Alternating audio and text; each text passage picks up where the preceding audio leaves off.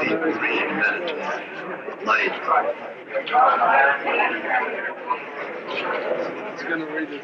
I'm going to read some pieces from this book, 4 Centuries. This book that came out about more than a year ago now. It takes place when I was about 20 years old. So, that's why she made the inaugural parade yesterday, and Barbara freaked me out, man. I just turned on the TV in the fucking hotel, and Barbara Bush is there in the review stand going. And I thought, fucking Ozzy Osbourne, the Grand Marshal for this thing. And it was like the Texas Longhorn Band, and that was the sign for the Texas Longhorn Band, you know.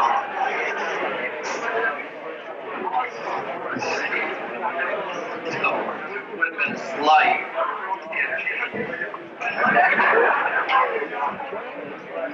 Yeah. Okay, this is called the Day at the Races. The French call them papillons d'amour, that is, the butterflies of love. I call them crabs, the tiny parasites of crotch. Jenny Ann noticed them first. Last night she snagged one as it broke loose from the camouflage of a jet black pubic underbrush and slowly tried to patrol the crevice of a scar from a past cesarean birth, like a scout soldier traversing a trench. She seized it hostage, placing it in a specimen jar, and proceeded through deep infiltration to raid the hirsute main camp. At first taking more prisoners and proceeding to a harsher yet more expedient tactic of strict search and destroy, she arrived at my room in the Chelsea Hotel this morning with jar in hand. After a short briefing, she removed from her bag a pocket flashlight and magnifying glass. I was ordered to remove my pants. The search began immediately with great enthusiasm and vigor on her part as well as mine. My blondish pubic hair made the job from a visual standpoint a snap, so to speak. I was skeptical, however, that I could be a carrier of said invaders. Hey, you're wasting your time. I'm completely clean, I offered patiently. Oh, yes? Oh, yes. Well, what's that there? She replied. That's a tiny little blackhead is all. I peered close to the glass. Well, it's a fucking moving blackhead, then check that sucker out. She was right. I was shocked. I felt hygiene deficient. I wondered who gave what to whom, but no sense looking for blame. We were in this together. It felt sort of sweet, actually, sharing such an affliction. I held still as Jenny Ann removed the visible parties. It hurt a bit. They had burrowed deep into the pores. Apparently, we had been the host of a tenacious strain. Finally, she resorted to tweezers, depositing the captives in a separate jar, which had a picture of a beaming baby's face on it and was labeled stewed carrots. I asked her why she was saving the little buggers, which, on close examination, did indeed bear an uncanny resemblance to the common crab. As far as the French are concerned, I could say, in all honesty, that not even the Bachhoff has ever seen a butterfly that looked remotely like these creatures. You'll see, she answered. Here, just let me rub in some of this lotion I borrowed from Roger. It was a wonderful manner by which to be medicated. My cock quickly stood erect, which was fortunate because we discovered 2 stragglers hiding beneath the base of it. With the application done, Jenny Ann removed one of the resonance of her jaw. Now you pick one, she looked over. Make sure he's the lively type. We're going to have a race. I picked out a trooper who had been circling restlessly around the bottom of the jar. We took a long sheet of drawing paper from Jenny's portfolio and drew a line down the center. The first race was a 12-inch sprint. We laid down the paper so that our pubic hair waited at the finish line as an incentive. My My crab ran like a fix, falling off the edge halfway through the race. Jenny's came in tip-top form. He came and clocked at 23 seconds. We spent the next hour establishing the best of our stables and enjoyed the rest of the day at the races. What a woman who can turn an ailment into a viable recreation.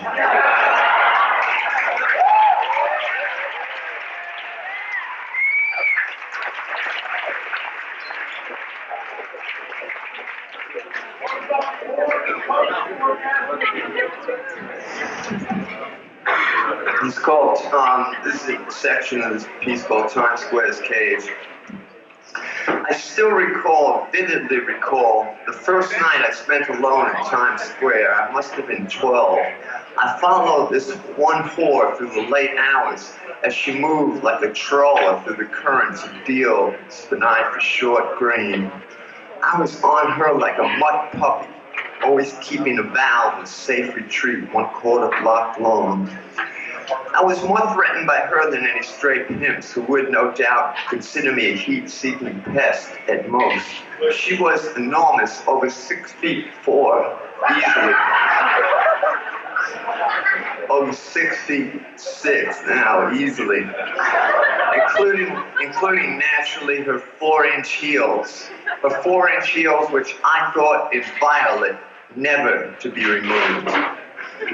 Her breasts were crawling like some sea life from an unchartable depth out of a black bra. The bra beneath the dress, which was so short that as I faked lacing my sneakers, crouching on one knee, I could clearly see revealed the connection of her black seam stockings and her red garters, like two deadly circuits fused to activate a device of total annihilation. A vial of mascara must have been empty on those eyes. The whole effect, the body, the dress, the makeup, was as if someone had placed a Rubens portrait at the bottom of the cesspool. And after centuries of strangeness and decay among the stillness of vile things and vile notions, some chance lightning hit, and out of it she was risen, delivered onto these streets in a pink Cadillac. And she walks and walks and walks because there is no one who can ever make her price.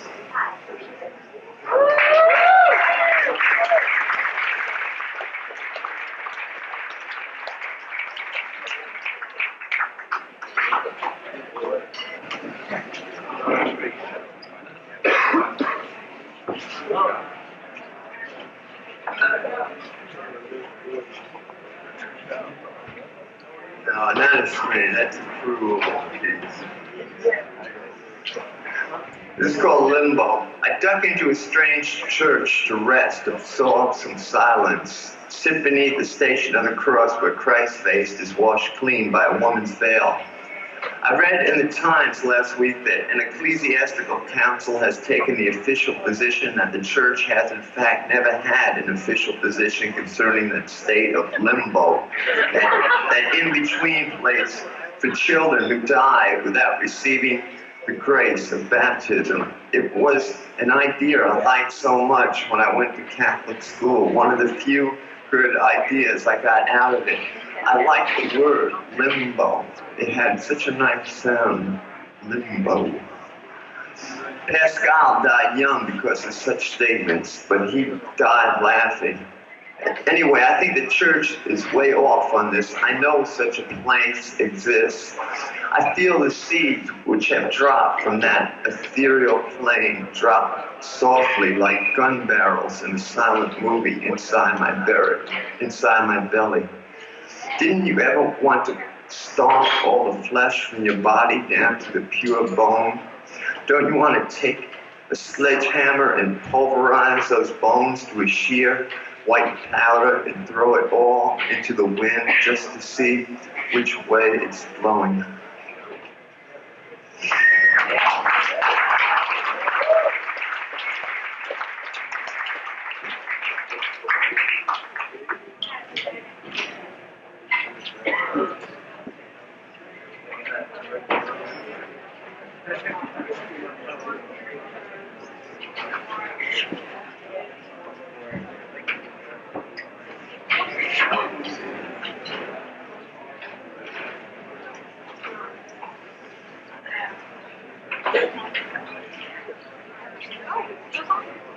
I'm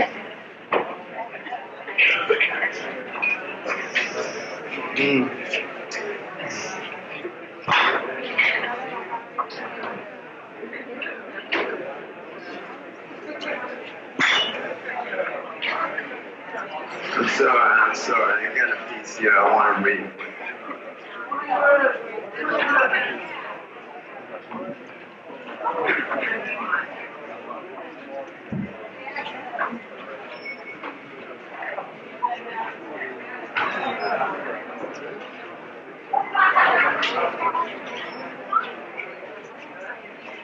Man, that sucks.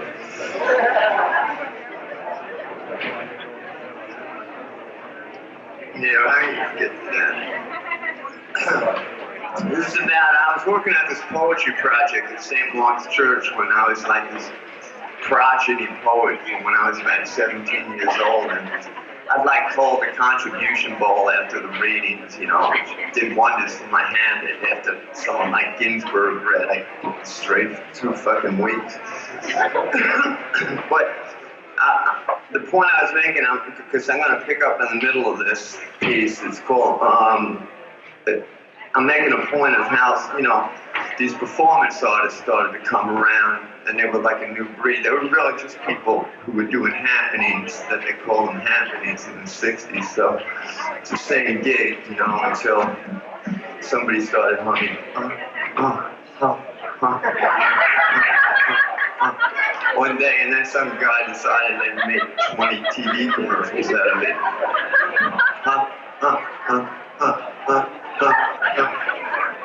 It's a car. I like the car. It's from Japan. I like Japan. I go over big there. Dang it. I've seen that song in about 18 fucking commercials. I was just getting money for that. Okay, so this is called Tiny Torches. Lately, they've also been inviting these performance artists to do their acts during the Wednesday night readings. This is just another name for the same folks who did happenings in the 60s. By the very definition, these performance artists should have a way with an audience. I mean, it's clear by the nature of the medium that their art just don't exist without a crowd. Some of them are ingenious, entertaining, enlightening as well. Some of them are quite funny, actually, though often that is not their intention. Then again, many of them are wrapped in so many layers of pretense that it will be a performance piece in itself to strip it all away. Well, it's no different than poets. When it's good, it's great. When it's bad, it's wretched. The former you take home, the latter you leave behind. Actually, I shouldn't knock this genre, since I myself was a performance artist once for a day. I was about 17, and the event called for about 20 painters, musicians, and poets to each do a piece no longer than 3 minutes. I remember it was on a Sunday afternoon because I woke up at my friend's apartment, which we referred to as headquarters, the morning of the show, on my knees and hugging porcelain in the bathroom with a cough syrup and beer hangover and absolutely no idea what to do for my 3 minutes in the spotlight of art. I had already dismissed the idea of boiling a 3-minute egg. It just didn't seem to have the necessary edge. Then, right there in the jar, washing the puke from my chin at the bathtub faucet, I saw the answer, a hearty-sized cockroach. A hearty-sized cockroach trying in vain to scale the thick sides of the tub. I dashed into the living room and grabbed a small brown paper bag from among the debris of empty beer bottles and sleeping bodies, then returned and scooped in the insect, shaking him securely into the bottom of the bag, cautiously folding it on top. I had half of my routine. And in the cabinet beneath the kitchen sink, I found the other half, which I threw into a knapsack along with the bag bug. I waited for the others to wait. We smoked some grass and watched the usual Sunday morning cartoons. I split about an hour before the 4 p.m. showtime. I arrived at the gig, which was at a large ground floor space across from Max's Kansas City, right as things were beginning. The woman who organized the event came over and told me when I'd go on, which turned out to be, fortunately, toward the end. She asked me if I had a title for my event, but I couldn't think of any offhand. I told her I didn't have a name for it. Well, I'll just introduce you and call your piece untitled. Well, okay, that's cool. Things moved along quickly. The woman in charge introducing each performer and title over the microphone, holding them strictly to their 3-minute limit. The place was packed, and since there was no stage where the pieces were performed, the crowd just moved from one end of the room to the other, gathering around a spot where the action took place at that moment. Some of the events were clever, others made the allotted 3 minutes seem endless. There was a musician who subjected everyone to this vicious, high-pitched tone at a decibel level that had people clapping hands over their ears, grinding their teeth in agony. Some had to duck out onto Park Avenue South. I could even feel my roach banging against the walls of his bag, freaked out by the sound. After that, an art critic and mediocre poet covered the walls of the windows of the place with long strips of black tape forming X's. Some pompous geek behind me was hailing the wonderful statement it made. It has a lovely negative capability, he informed his girlfriend. I began laughing so hard, people surrounded me thinking I was beginning my performance. I kept checking out my roach to see if he or she, though I do believe it was a bull roach, was doing all right. It seemed to be holding up. The organizer came over and told me I was on after the next person. I wandered over to a corner to gather myself together. I was suddenly not only nervous, but totally depressed. I mean, to me, the piece was already done. At the moment the concept first came, actually crawled to me in the bathroom at headquarters. I didn't see the point in doing it now in front of all these people. I was satisfied with the way it went down inside my head. All the rest was just ego. I figured all the rest was just, as the man said, the madness of art. But I realized I was just playing some head games, justifying an escape because of my stage fright. My theory was no more than an inverted elitism. If I'm not going to shut up, I got to put up. And it was about that time. I ran over to the organizer who was at the microphone about to announce me. I whispered into her ear that I had changed my mind, that I indeed had a title for my piece. She stepped back to the mic and it sounded over the crowd. Here is Jim Carroll performing his work, Tiny Tortures. I moved to the center of the room, signaled to people to close in as tight as possible around me to see, reserving only enough room for me to operate. I knelt down in the middle of the circle they had formed and reached into the knapsack placed at my side. I pulled out the paper bag with one hand, then with the other, a can of Raid. I undid slowly the neat folds on top of the bag, then turned it over, gently shook it. The roach landed on his back upon a highly varnished wooden floor. He didn't move. I felt lumps in my throat, lungs, heart, and bowels. If the little fucker had croaked on me, I was up shit's creek. Then, to my great relief, he flipped over and spun around as if the whole thing had been purposefully done for dramatic effect, as if we'd been rehearsing the thing for 4 fucking months. I quickly raised up the can of deadly spray, and not a moment too soon. He was making a dash for it and moving quick, right toward a sea of dilettante, expensive uptown shoes. I cocked the trigger to the can and blasted him in one long barrage. He turned and headed in the other direction, but I laid down a well-timed strategic pattern of quick bursts. He was hit and hit bad, again and again, but he struggled on. Dazed by the malodorous insecticide, he began to move in circles, rallied by the applause of the crowd, whose mood and gestures had suddenly shifted from that of hip supporters of the arts into crazed rednecks in the heat of a cockfight. I kept up my spurs. Pools of the stuff were forming. What an adversary, what a genuine trooper I had picked from the tub that morning. This is the greatest fucking cockroach in the world, I thought. But in the end, no matter how much heart the little roach could not stand up against the savage forces of art, not to mention Raid.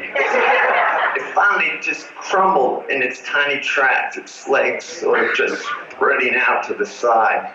The incredible part is it held on to just under the 3-minute mark before collapsing. Of course, I felt compassion for the little vermin, but as far as the event went, things couldn't have gone better. The audience loved it. The following week, in both the East Village Other and the Village Voice, I get signaled out as a stone rave in the reviews of the show. One referred to the, quote, keen, trenchant commentary which the piece made on urban decay. The other called it a nonverbal demonstration on the horrors of Vietnam. I agree. All that was exactly what flashed through my mind as I begged the insect in headquarters bathroom that morning. And I might add, there was a large dose of negative capability as well. It just goes to show you how random are our gains in the performance art trade. The fact is, the only point I was making is the point you get then as now.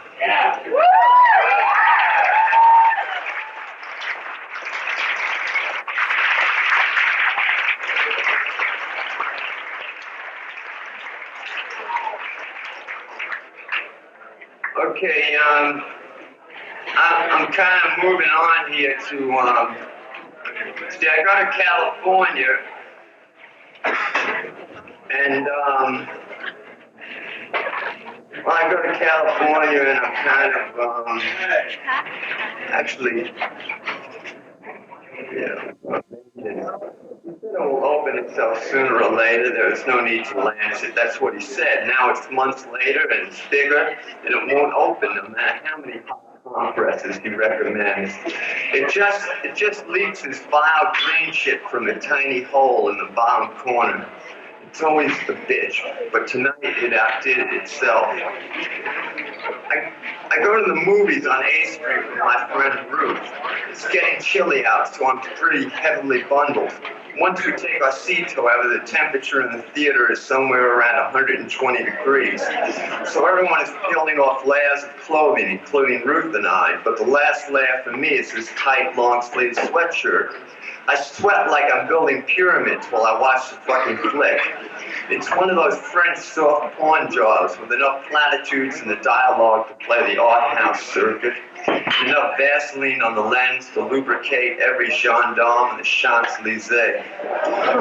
The heat is so excruciating that getting turned on by these glib frog images is out of the question, but Ruth's hand is on my dick like it's a box of raisinets. It was all a total ordeal, and when the old fin flashed on the screen, I let out a tiny yelp like a mutt giving a bone. I didn't load my clothes back on right there at the seat like everyone else, but carried them to the lobby. Standing right in everybody's path, I was about to pull on the first of two sweaters when I felt something liquid and rather unpleasant on my armpit beneath the sweatshirt. It wasn't sweat. This had like some different texture. It was strange. As people exited past us, moving around us, I rolled up my sleeve to check out what the trouble might be. Ruth peering over my shoulder, wondering what was holding me up, telling me to move on, and I was holding everybody there.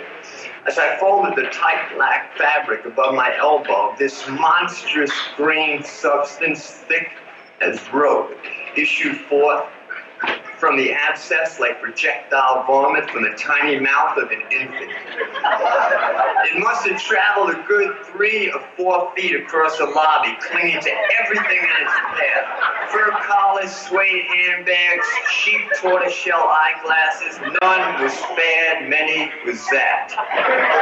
Those who weren't directly hit had to deal with the chain-reactive puking which was taking place among some weak-stomached onlookers. Many ran to the curb on 8th Street and bent over, clutching parking meters for support. Some couldn't make it. Hey, watch out there, alligator shoes here. For her part, Ruth was in some lyrical dance of hysterics, somewhat Native American in its mannerisms. She seemed to be feeding on the delusion that I was an alien being. Everything happened so quick, I thought it was kind of funny at first. Then I realized the crowd was getting genuinely ugly. By God, the boy is an alien. Let's kill him. Kill him, I say. You get the rope, I'll get the tree. I ran off down 8th Street, knocking over a blind folk duet, a guitar and auto parks. Escaping finally down the Mews off McDougal Street.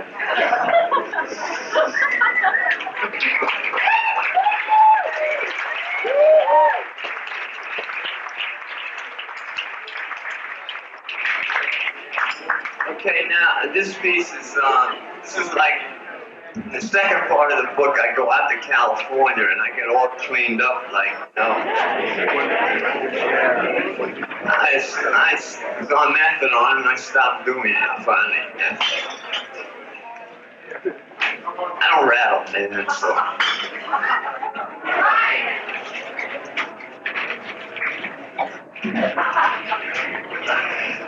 At any rate, this is, you know, so the second part of the book is about this.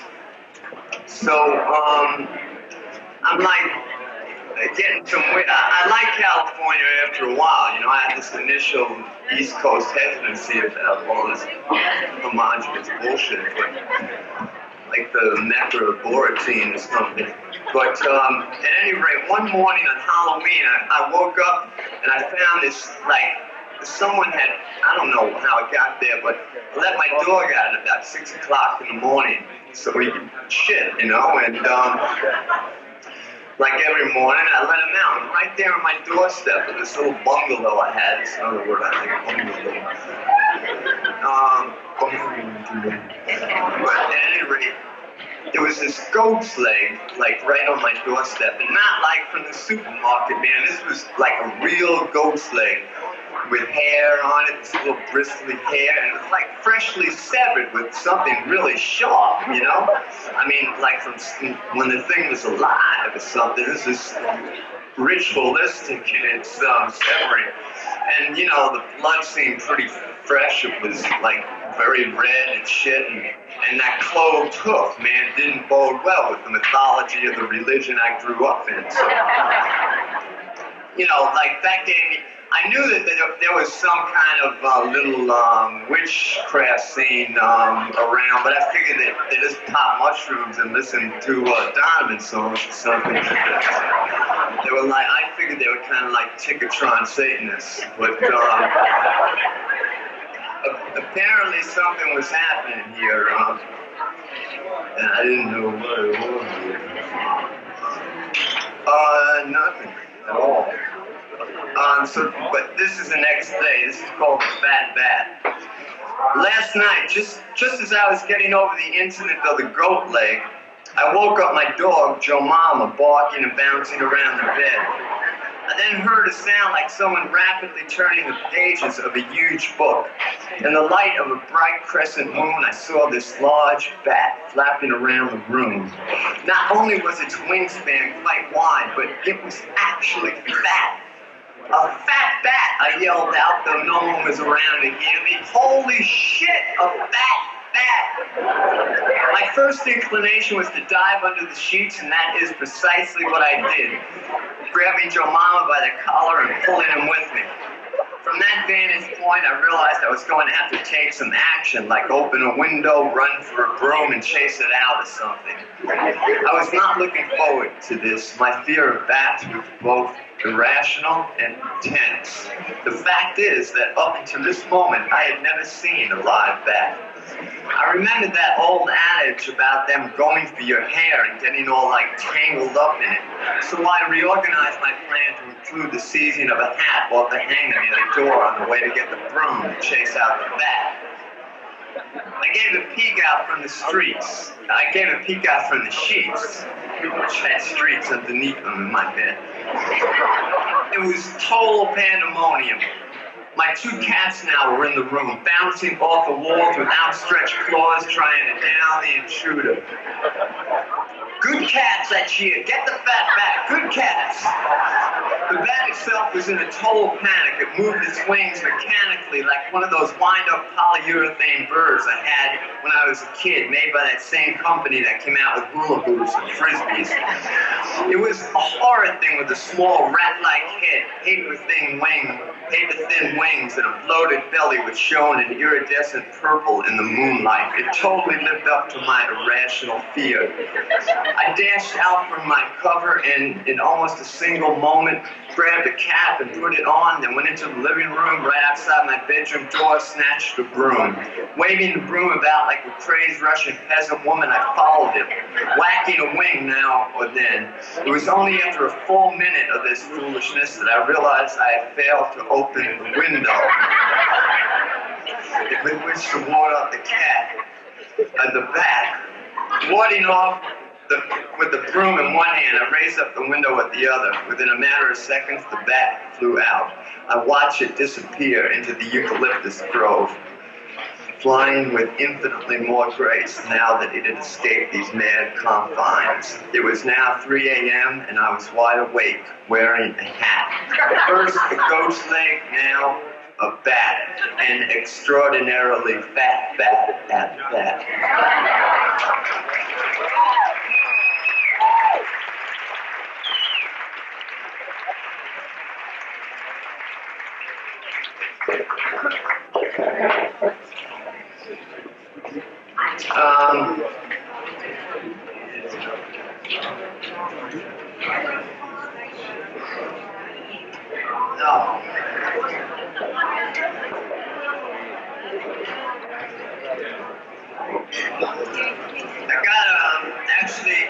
I came down here first to Baltimore the other day, and I wrote a piece on the train. So I've written a few poems in the last few days, and whenever I write new poems before reading, I read them whether they suck or not. So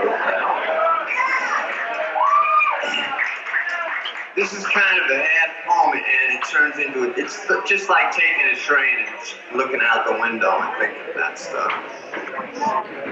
Out the Baltimore train window in Penn Station, in the tunnel, it starts to move. A light sped by. I thought it was a paper cup flying eye level down the aisle. Then we moved out into the light, that 4 p.m. late daylight with its anemic shadows. I dropped my lighter and filthy my hands, finding it in some recessed crud 30 years in the making on a spring beneath the seat as we creep through the panels of New Jersey. Outside Newark, train passes a 1930s beige hotel, only 6 flights, but oddly more antennae, transmitters, and microwave dishes on the roof than the Russian embassy. And I should know, I lived 5 years down the street from the Russian embassy in New York. Those microwave jamming equipment screwed up my TV reception, forcing me to get cable and become nailed for months to the headboard of my bed, totally addicted, transfixed. I kept the sound mute, that whispering, silky glow moving across my face like a tide of shadows. I had the look of a condemned man, the convictions as well. In that sense, I could genuinely blame the period of their aggression directly on the Soviets, making it the only valid communist conspiracy I know of, being myself involved. Another time, when a motorcade sped up the street and ran a red light, I was almost run over by Foreign Minister Gromyko's limousine. St. Augustine said, "Lord, grant me chastity and countenance, but not yet." A forest now of bare window trees. That's what it says, window trees. Dark birches, perhaps, in New Jersey. Then back to a cliche of toxic outposts and used car lots. But here, beside a bone-shaped pond, a patriarch among elms. Jimmy Schuyler and Gary Snyder both told me to learn the names of every tree I could, and flower and constellations that every poet should, and I'm working on it.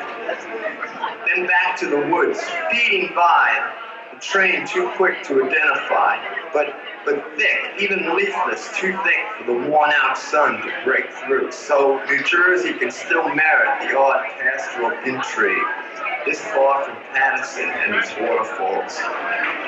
On the platform just outside my window at the Trenton stop, a student is on one knee, is focusing his Nikon on a sign reading "No Access" for a ridiculously long amount of time. For some reason, this pisses me off horribly, and out of sheer malignant caprice, just as he seems ready to shoot, I bang the window glass with a quarter and hack his concentration into discernible sections. He turns around and looks at me, and I made a hand motion to hurry, that the best, the only thing he should aim for is chance, not perfection. That perfection is the moment when chance, without intention or aim, enters the heart's womanly mind like a tube ether. I feel bad entering Philadelphia about my behavior in Trenton, the look on the poor kid's face. His Nikon hanging from his hand like a rejection slip from the Ivy League school of his choice. I would have felt better if he called me an asshole or flipped me off or something. And that just succeeded in pissing me off again. The fact that he had every right to get angry, he just didn't. The whole thing broke me down. I noticed that I had mentioned the brand Nikon twice this far in this poem. I wish manufacturers treated poets as they do rock musicians. Maybe then they'd send me a free camera. It's true, once I mentioned Bombay Gin in a song on a record album I made, and within 3 weeks of the LP's release in England, I received 3 cases of Bombay Gin at the record company. Strange, I never drank, least of all gin, which my ex-wife's alcoholic stepmother once told me poisons your brain cells faster than any other liquor.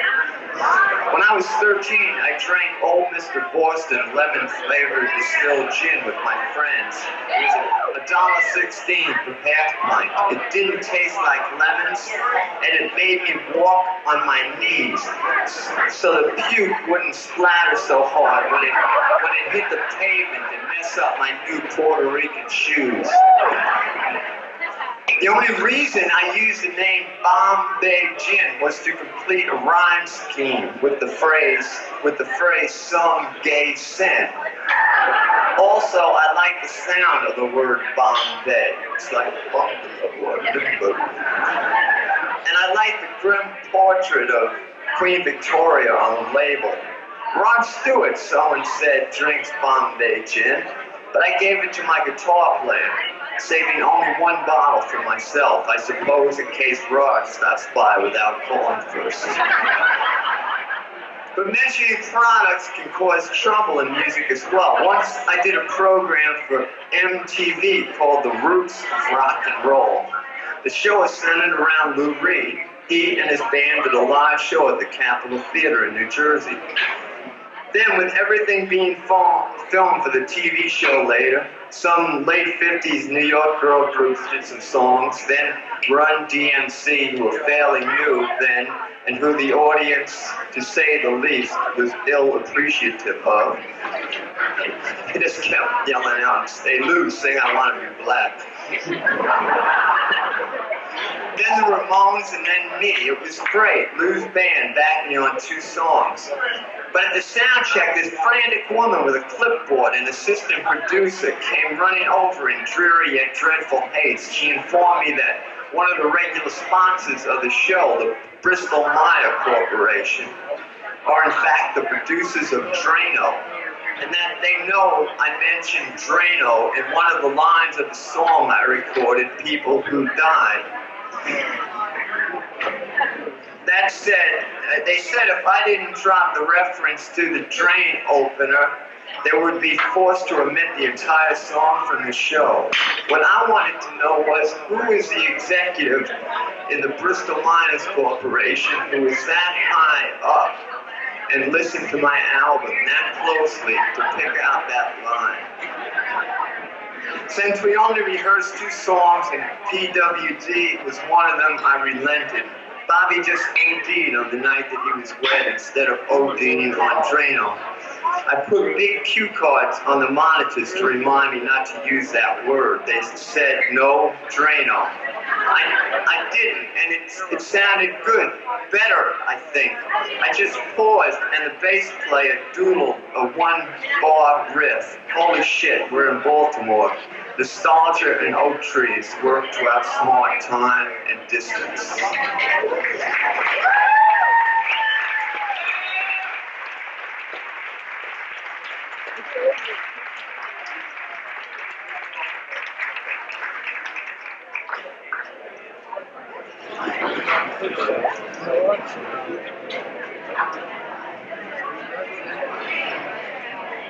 I'm going to read a piece called, this is called The Chandler's Birthday.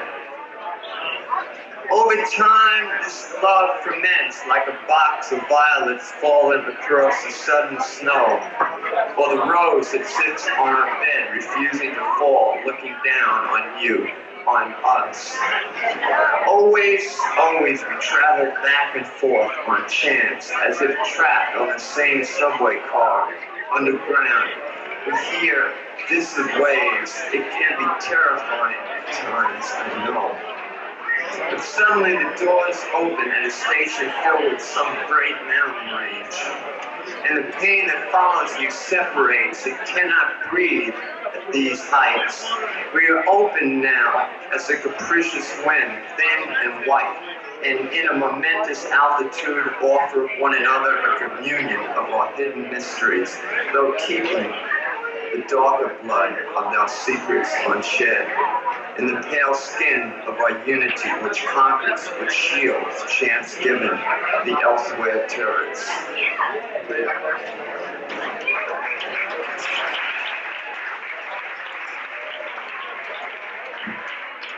This is called the elimination of nostalgia.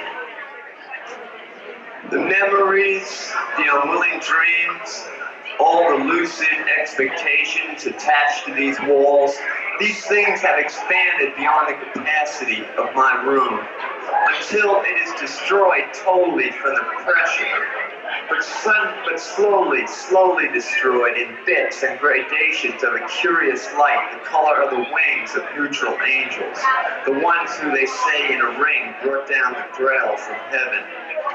First your ears ring as you sleep, as if you were a kennel dog descending in the cargo hold of a jet.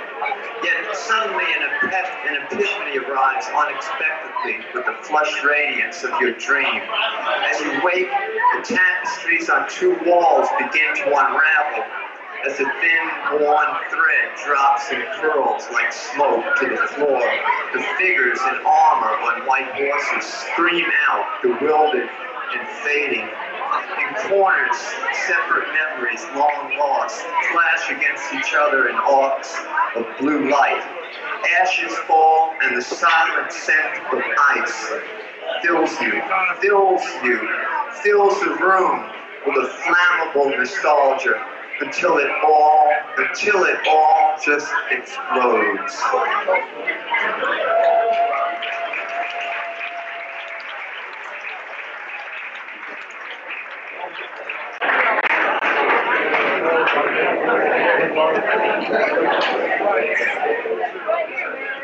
I'm gonna sing, not sing. Do one of my favorite song lyrics. I want the angel whose dreams are fatal, they cause a snake's milk to run and curdle. I want the angel whose darkness doubles, it absorbs the brilliance of all my trouble. I want the angel that will not shatter every time I whisper, girl, it does not matter. I want the angel that's got the proof.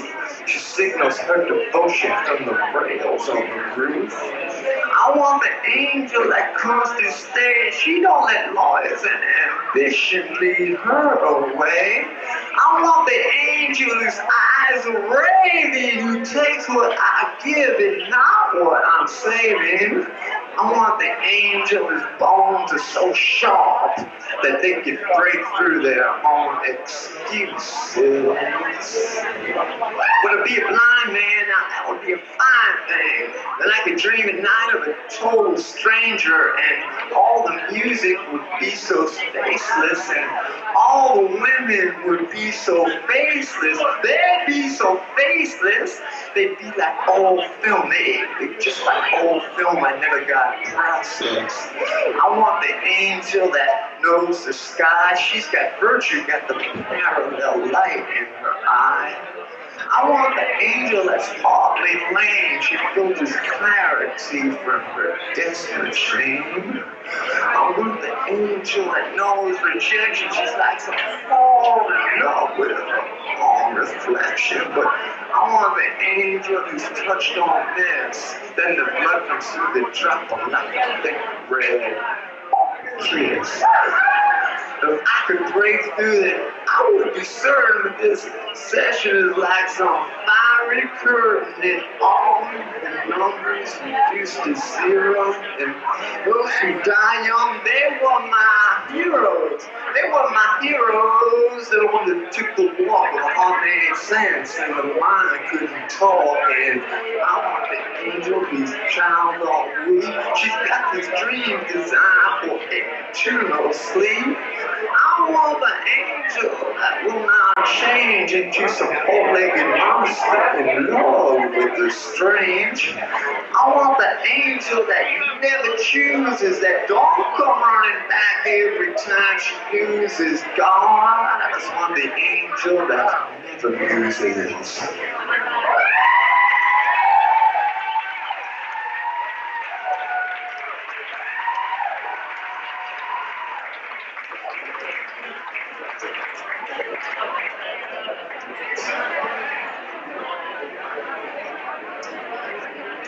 I'm going to do this piece called Freddy's Store. I'm walking uptown, I hear the most peculiar sound. It's like a seashell in my ear, it's like the ocean was near. I go inside the store to get my head clear. Once I'm inside, the air is fresh as alive. You are greeted by a civil servant. She is dressed in beads, she jots down your needs and casually recedes. You look around. You take the elevator down. You take the elevator down. Once you reach downstairs and take special care of you, you cannot believe what you see. There's a lot of guns to stop time made out in some line from 45s to bluesy threes. And a man comes up in a uniform. He says, "You're just who we were looking for. You're the one that heard the sound. Come on, let me show you around. This place is big and some small town, and we've got every gun to beat the sun and the same for heavy munitions. And we got the space to train. What you don't know, you'll learn, but just take your time. Hey, look around. Listen to the water rushing down. To fall rushing down. But you better get ready if you're going to Freddy's, if you're going to Freddy's store. It's not exactly him, it's more like Bechtel. They got only one item to sell. There's a booth for dress and also used for confession. There's a Jesuit on-call here. 24 hours a day, he's gonna guide you to pray, to lay your modern guilt and fear. You know you live by the sword and you die, etc. In a single for an M16. I'm a worker, hell when Freddy rings that bell. Just make certain that your weapon is clean and pointing down to the ground.